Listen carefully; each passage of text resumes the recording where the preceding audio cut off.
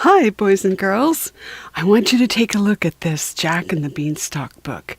It's a tiny little book. As you can see, it's not much bigger than my hands. And it is a very, very old book. Look at the beautiful pictures inside. Not like the books we see today, but very beautiful just the same. Here's a little place where this book belongs to, and you can put your name there. And here are the children's red books. More butterflies. We're not even to the title page yet.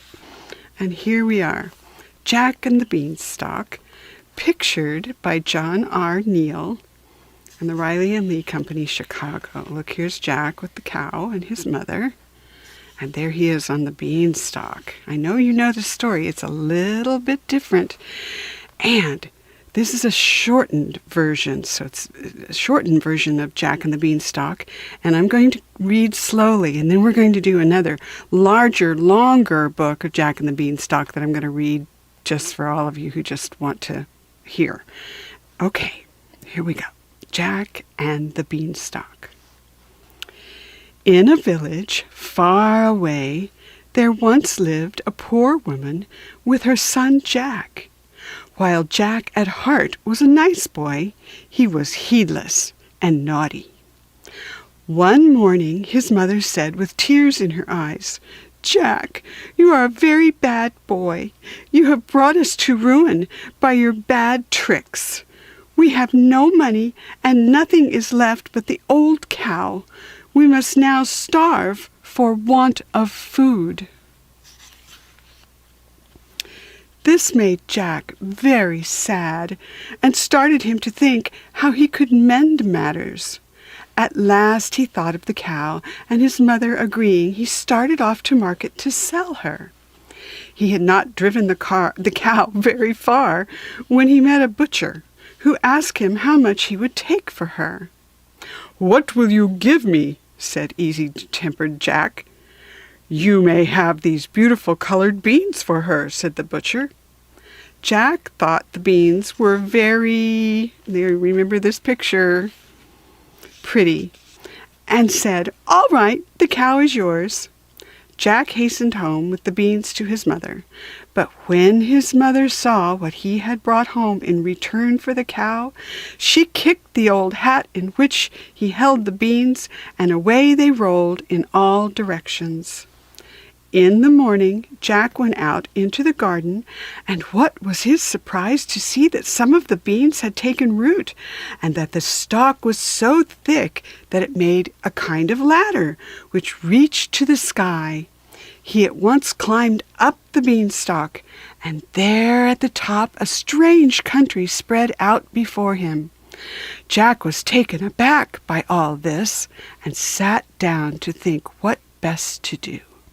He was very hungry and sad, for he knew his mother was hungry also, and it was all his fault too. All at once, as he looked up, he saw a beautiful young woman standing near him. She had a small white wand in her hand, at the top of which was a tiny peacock made of pure gold. "I am a fairy, and if you do as I tell you, I will help you.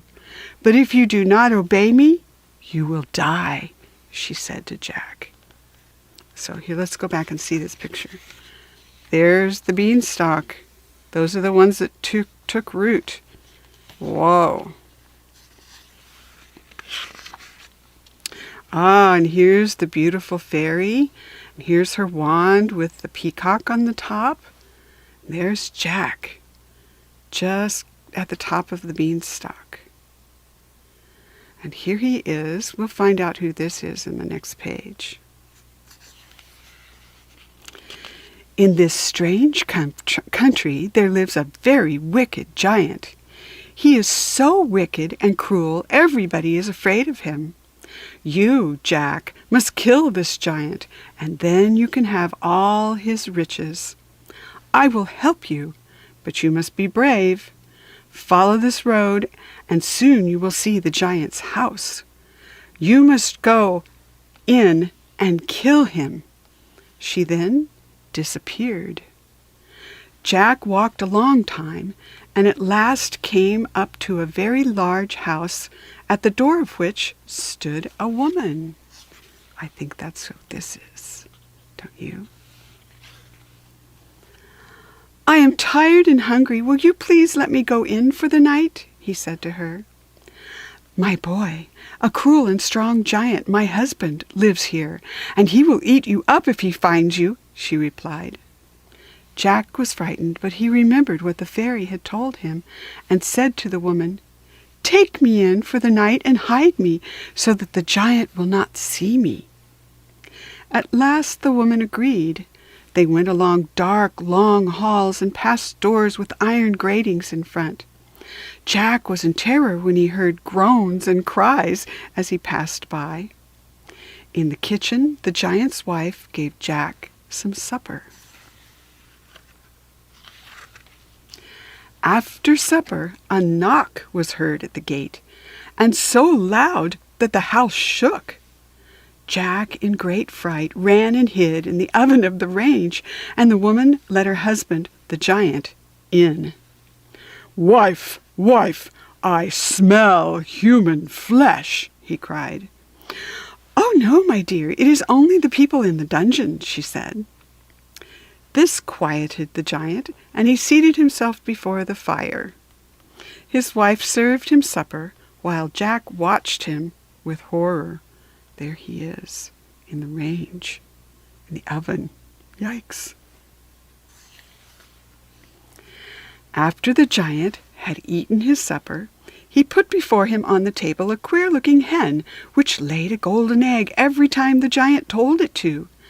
By and by his wife went to bed, and the giant went to sleep. He soon began to snore, and so loudly that it sounded like a roar of cannon. Then Jack crept out of his hiding place, and, seizing the hen, ran off with her as fast as his legs could carry him to the beanstalk, and climbed quickly down. He ran to his mother at once, who was very glad to see him again, and said, "I have brought you home something which will make us all rich." The hen laid golden eggs whenever they asked her to, and they soon were very well-to-do people. But Jack, not content, went back to the giant's home again, and asked for a night's lodging, just as he had done before. "I am afraid to let you in, for a boy I took in once before a night stole one of the giant's treasures, and since then he has been more cruel than ever," the giant's wife said. Ah, there's Jack. Oh, and there he is again. You can see the things he's taking. But at last she let Jack in. After the giant had eaten his supper, his wife brought him his bags of gold and silver, and I bet that's what these are, don't you think? But that's what that is. The giant soon fell asleep, and Jack, who was hiding in the oven again, crept out quietly from his hiding place, took the bags of gold and silver, and ran quickly home with them. His mother cried with joy at his safe return, and for a long time they lived in great happiness. After a while, Jack felt he must take another trip up the beanstalk. The woman took him in again, and this time hid him in a large wash boiler. When the giant came in, he called loudly, "Wife, wife, I smell human flesh!" And with this he jumped up and looked all around everywhere. Poor Jack was ready to die with fear, but by some lucky chance the giant did not look into the boiler. At last he called for his supper, and told his wife to bring him his harp. Jack peeped from his hiding place, and saw on the table by the giant a beautiful harp. It played the sweetest music Jack had ever heard. The music quieted the giant, and soon he was sound asleep. There's the harp. Jack then crept out and took hold of the harp, but no sooner had he done so than the enchanted harp called out loudly, "Stop, thief! Stop, thief!" The giant awoke and started after Jack, who was running fast towards the beanstalk, but he was so sleepy and heavy that Jack easily outran him. and was down to the bottom with the harp in his arms, just as the giant, his loud voice crying out like thunder, reached the top. When Jack landed at the bottom of the beanstalk, he picked up a hatchet and began chopping at the beanstalk close to the roots, and soon down it fell with the giant, who was killed. Jack begged his mother's pardon for all the pain and want he had caused her, and said he would be good and dutiful son always. And so they were rich and happy ever after. What a story. I hope you enjoyed that. That book is probably over 100 years old. Until we read together again next time, boys and girls. Bye-bye.